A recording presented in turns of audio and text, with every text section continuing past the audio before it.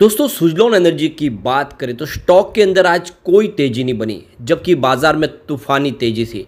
Nifty energy में भी लगभग 1% के आसपास की तेजी थी। तो सुजलॉन इतना सुस्त क्यों पड़ा है? क्यों आखिर स्टॉक के अंदर तेजी नहीं बन पा रही है? तो यहाँ पे सुजलॉन को लेकर जो संभावना आगे की बन रही है उसको इस वीडियो के माध्यम से डिस्कस करेंगे। क्या वाकई में सुजलॉन आने वाले समय ज़बरदस्त रिटर्न देगा या फिर यहाँ से बड़ी गिरावट की संभावना बन रही है? इन्वेस्टर को क्या करना चाहिए जिसने सुजलॉन में निवेश किया हुआ है, और जिसने अभी तक निवेश नहीं किया, क्या इस समय निवेश का ये सही मौका है? समझने की कोशिश करेंगे इस वीडियो के माध्यम से। सुजलॉन एनर्जी जो विंड एनर्जी सेक्टर की ऑलरेडी मार्केट लीडर कंपनी है, इंडिया की नंबर 1 कंपनी है, और प्राइस नहीं बढ़ पा रही है। क्या है वजह, जानने की कोशिश करेंगे इस वीडियो के माध्यम से। लेकिन फ्रेंड, उससे पहले अगर आप पहली बार हमारे चैनल पे आए तो चैनल को सब्सक्राइब कर दीजिए, एक बेल आइकॉन दबा दीजिए ताकि जब भी नया वीडियो बने पहला नोटिफिकेशन आपको मिले। वीडियो पसंद आए तो लाइक से जरूर कीजिए। चलो फ्रेंड्स, वीडियो स्टार्ट करते हैं। मैं हूँ आपका दोस्त एस.बी. दवे और हमारे अपने चैनल ऑनलाइन कमाई में आपका बहुत बहुत स्वागत है।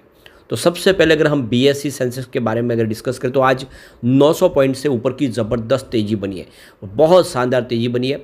निफ्टी एनर्जी में भी ज़बरदस्त तेज़ी थी। 40,352 के स्तर पे आज 383 के क्लोजिंग हमने देखी, यानी 40,000 का स्तर पा लिया निफ्टी एनर्जी ने 0.96% की तेज़ी के साथ, यानी लगभग 1% के आसपास की तेज़ी है। तो तूफानी तेज़ी थी, और जो तेज़ी आज थी वो देखें तो निफ्टी के बड़े इंडेक्स में थी। निचले लेवल पे आज इतनी कोई खास तेज़ी नहीं थी। जो तेज़ी थी वो निफ्टी 100 और निफ्टी 50 में थी। ये बात क्लियरली समझ लें आप। अब यहाँ पे अगर हम सुजलॉन एनर्जी की बात करें तो स्टॉक की शुरुआत तो पॉजिटिव हुई 41.85 पर। क्लोजिंग कल की यानी फ्राइडे की 41.65 के आसपास थी, तो शुरुआत पॉजिटिव हुई और 42 का हाई भी बना। लेकिन ऊपर के लेवल से यहाँ पे कुछ प्रॉफिट बुकिंग की संभावना बनी और इस वजह से इसने 41.40 का लो बनाया। तो गिरावट हुई है दिन में, आप देख सकते हो। अच्छी तेज़ी के बाद इसमें निचले लेवल पे स्टॉक आए, लेकिन अंत में क्लोजिंग फ्लैट रही है 41.65 के आसपास, जहाँ पे हमें कोई अप डाउन देखने को नहीं मिली। अब बाजार में तूफानी तेज़ी है, उसके बावजूद भी स्टॉक इस समय इतना साइलेंट क्यों है? तो सुजलॉन एनर्जी में अगर आपने निवेश किया हुआ है, अगर आपको 2-3 साल से अगर आप इसको होल्ड करके, तो आपको ये पता ही होगा सुजलॉन का ये नेचर है। बड़ी तेज़ी के बाद स्टॉक बहुत समय तक कंसोलिडेट होता है। इससे पहले हमने कई बार देखा है। कोविड काल के बाद भी स्टॉक तुरंत ही 12 पे नहीं पहुंचा था, थोड़ी तेज़ी के बाद उसने 12 पे पहुंचा, लेकिन उसके बाद फिर वो 6 रुपये पे आ गया था। और बिल्कुल आप देखें तो उसके बाद में 8 रुपये का दौर, ये स्टॉक कितने समय तक रहा आप देख सकते हो। 13 मई 2022 को इसकी प्राइस 8 रुपये के आसपास थी, और ये पीरियड बहुत लंबा चला। आप देख सकते हो कि स्टॉक आपको 8 रुपये के आसपास ही दिखाई देगा 12 मई 2023 को, यानी बिल्कुल 1 साल तक स्टॉक आपको वहीं का वही दिखाई देगा। 2022 से लेकर 2023, और स्टॉक 8 रुपये के आसपास है। यानी कम से कम 1 साल का जो पीरियड है वो निकाला इसने 8 रुपये के आसपास। बीच में कुछ कमी आई, कुछ तेज़ी जरूर बनी, 1-2 रुपये का अपडाउन जो अभी भी हो रहा है। तो इस तरह से अगर देखें तो इस समय 40 रुपये के आसपास स्टॉक स्ट्रगल कर रहा है। 40 से नीचे जा रहा है, लेकिन वो आप देखो फिर से एक बाउंस बैक देखने को मिल रहा है, लेकिन ये 42-43 के ऊपर भी नहीं जा पा रहा है। तो एक तरह से एक सीमित दायरे में ट्रेड कर रहा है। जिस तरह से 8 रुपये के आसपास काफ़ी समय तक रहा, 1 साल तक, वही पीरियड फिर से है और ये 40 रुपये के आसपास है।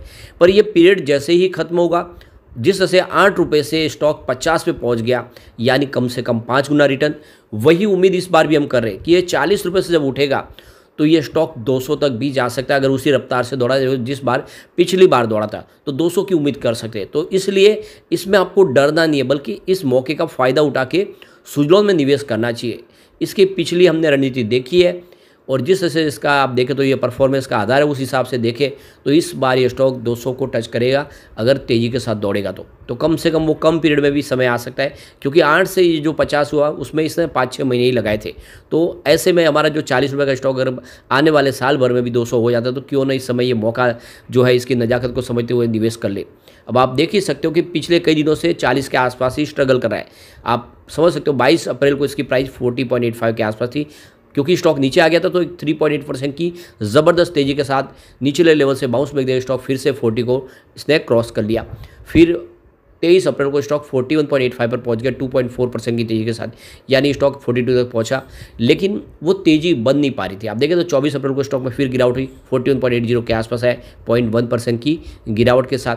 25 अप्रैल को 42.15 के आसपास स्टॉक आया, 0.8% की तेज़ी बनी, और 26 अप्रैल को स्टॉक में फिर गिरावट हुई, स्टॉक 41.65 पर आया 1.2% की तेज़ी के साथ। तो ये तो क्लियरली समझ में आ रहा है कि स्टॉक यहाँ पे इसको जो 42 के ऊपर एक स्ट्रॉन्ग रेजिस्टेंस है जिसको ब्रेक नहीं कर पा रहा है। लेकिन जैसे ही 40 के नीचे जा रहा है वहाँ से एक बाउंस बैक भी देखने को मिल रहा है। तो ऐसे में हमको एंट्री पॉइंट मिल चुका है 40 रुपये के आसपास खरीदारी का। ये एंट्री पॉइंट बिल्कुल सही है। अगर आप इसको 2-3 साल के लिए होल्ड करना चाहते हैं तो ये 40 के आसपास आपको अब खरीदारी करनी चाहिए और आने वाले समय ये आपको ज़बरदस्त रिटर्न दे सकता है। ये इसमें बिल्कुल क्लियरली संभावना दिख रही है।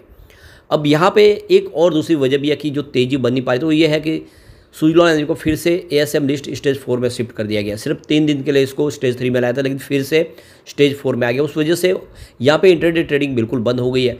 ऐसे में इंट्राडे ट्रेडर ही स्टॉक को बहुत ऊपर लेके जा सकते हैं, वो बिल्कुल बंद है। ऊपर से उसके शेयरों की संख्या बहुत ज़्यादा है। हमारे देखोगे मार्केट में जितने शेयर है जो उसमें सबसे ऊपर वोडाफोन आइडिया, नंबर 2 पे यस बैंक है। उस लिस्ट में भी देखें तो 6-7वें नंबर पे सुज़लॉन एनर्जी है, जिसके शेयर होल्डर काफ़ी ज़्यादा है और बहुत बड़ी संख्या है। ऐसे में इसको स्टॉक को बहुत जल्दी ऊपर नीचे करना भी मुश्किल हो जाता है। तो ये कुछ रीज़न है जिसकी वजह से सुज़लॉन में हमें ये आप देखें तो सीमित दायरे में ट्रेड करता हुआ दिखाई दे रहा है। लेकिन एक अच्छी बात है, हमको एक इसका नीचा बॉटम दिखाई दे रहा है। ऐसे में बॉटम के आसपास खरीदारी कर लेते तो फिर एक अच्छी तेज़ी देखने को मिल सकती है। अब सवाल आता है कि इसको ट्रिगर कब मिलेगा, तो ट्रिगर मिलेगा इसके रिजल्ट से, Q4 के रिजल्ट से। लेकिन पिछली बार अगर हम रिजल्ट देखें तो वो 30 मई 2023 को आया था। अगर उसी हिसाब से अगर रिजल्ट कंपनी डिक्लेयर करती है तो हमें 1 महीना इंतजार करना होगा, यानी आने वाले फिर से मई के अंदर 2024 के आसपास रिजल्ट अंत में आने की संभावना बनेगी पिछली बार के मुकाबले देखें तो। पर मुझे लग रहा है कि इस बार कंपनी शायद रिजल्ट थोड़ा जल्दी दे, तो भी अगर रिजल्ट ज़्यादा भी जल्दी आएगा तो 15 मई के पहले की संभावना फिलहाल दिखा नहीं देती, क्योंकि अभी भी कंपनी ने कोई अनाउंसमेंट नहीं की है। तो 15 मई से 30 मई के बीच में रिजल्ट के आने की संभावना है। रिजल्ट इस बार उम्मीद से बेहतर आ सकता है, क्योंकि पिछले बार हमने जो रिजल्ट देखे वो काफ़ी बेहतर दूसरे भी कंपनियां बता रही है। हमने जेपी का देखा, रिजल्ट बहुत अच्छा है। यस बैंक ने रिजल्ट अच्छा बताया। और जैसे कि सुज़लॉन की ऑर्डर बुक बहुत मजबूत है, बहुत इन्होंने काम किया है, काफ़ी बड़े प्रोजेक्ट इनके पास है, कंपनी के पास अच्छा खासा कैश फ्लो भी है। तो ये सारी बातें रिजल्ट में देखने को मिल सकती है और रिजल्ट इस बार Q4 का अच्छा रह सकता है। अगर रिजल्ट बेहतर होगा तो फिर इसमें एक शानदार तेजी फिर शुरू होगी और स्टॉक यहाँ से जरूर दौड़ेगा। ऐसे में ये बहुत अच्छा मौका है लॉन्ग टर्म इन्वेस्टर के लिए कि इस 40 के आसपास खरीदारी की जा सकती है। अब यहाँ पे ये जो शेयर होल्डिंग पैटर्न है वो भी बिल्कुल वही इशारा कर रहा है कि इसमें डरने की बात नहीं है। आप प्रमोटर की बात करें वो बहुत कम है, 13.29% के आसपास है, ये इसकी सबसे बड़ी वीकनेस है। लेकिन प्रमोटर बहुत जल्द जैसे स्टेबल हो जाएगा सारा कारोबार तो अपनी होल्डिंग बढ़ानी शुरू करेंगे। यहाँ पे जो सबसे बड़ी जो प्लस पॉइंट है इसकी कि गिरवी शेयर जो 100% गिरवी थे वो सारे छुड़ा लिए गए, अब कोई गिरवी शेयर नहीं है। एफआई जिसने बहुत ज़बरदस्त निवेश किया है स्टॉक के अंदर, भरोसा पूरा किया है। सितंबर में मात्र 10.88% की होल्डिंग थी, जो इस समय बढ़ते हुए आप देख सकते हो कि सीधी 19.57% के आसपास आ गई। दिसंबर में ये 17.83% के आसपास थी। तो एफआई ने बहुत अच्छा इन्वेस्टमेंट किया मार्च महीने में। डीआई की बात करें तो उनकी होल्डिंग 6.39% थी सितंबर में, लेकिन दिसंबर में 3% पे आ गई थी। इस बार मार्च में डीआई ने भी होल्डिंग बढ़ा दी है और वो 3.61% पे आसपास आ चुकी है। तो डीआई का निवेश भी फिर बढ़ा। अब बात करें म्यूचुअल फंड की तो 4.70% की होल्डिंग थी सितंबर में, दिसंबर में घट के 1.33% के आसपास आ गई। लेकिन इस मार्च में म्यूचुअल फंड ने भी जम के खरीदारी फिर से की है, काफ़ी अच्छा निवेश बढ़ा दिया है। तो एफआई, डीआई और म्यूचुअल फंड तीनों का निवेश इस बार बढ़ा है Q4 के दरमियान, मार्च के दरमियान। अब होल्डिंग किसकी घटी है तो वो है जनरल पब्लिक की, जो लगातार घटी रही है। सितंबर में 69.44% शेयर थे जनरल पब्लिक के पास, लगभग सभी शेयर 70% के आसपास शेयर जनरल पब्लिक के पास थे। लेकिन दिसंबर आते ये देख सकते हो कि होल्डिंग 65.88% के आसपास आ गई। यहाँ पे काफ़ी बड़ी होल्डिंग घटी, लगभग 5% के आसपास की होल्डिंग घट गई दिसंबर के दरमियान। और मार्च आते आते देख सकते हो कि जो होल्डिंग है जनरल पब्लिक की वो 63.53% के आसपास आ गई है। यानी कहाँ पे तो 70% के आसपास होल्डिंग जनरल पब्लिक के पास थी, वो 63% के आसपास आ गई है।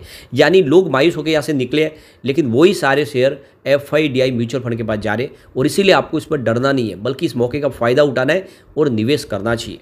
यह आने वाले समय आपको ज़बरदस्त रिटर्न दे सकता है, इसके अंदर वो सारा संभावना दिख रही है। लेकिन सबसे जो बड़ी बात है कि नज़रिया कम से कम लॉन्ग टर्म का लेके चले।